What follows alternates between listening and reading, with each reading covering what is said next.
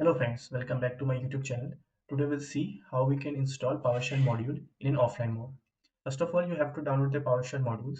You can go to the PowerShell gallery and there's an option of manual download. Go to that section, download the file. Okay, now go to that file, rename it, change it to zip format.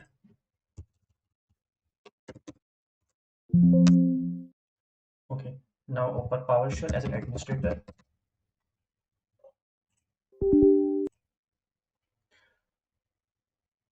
First of all, we have to change this location to where the module is stored. Go to the section, copy the path.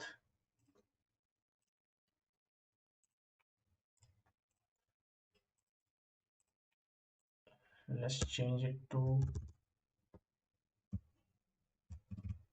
using the command. Now we have to expand the zip file. For that we'll use expand archive, the name of this module, full name. The destination path would be ac.accounts. This will extract the zip file. Okay, now we have to import the module, for which we use import module command. We have to specify the name. The name will be the path where this folder is created, so it will be this path only.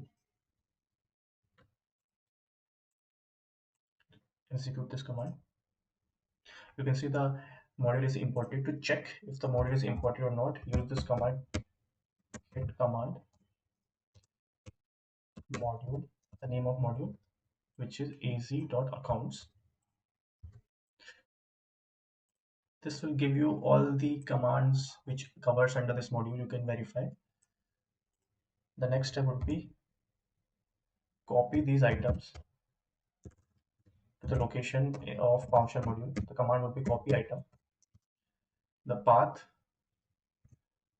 so recurse path,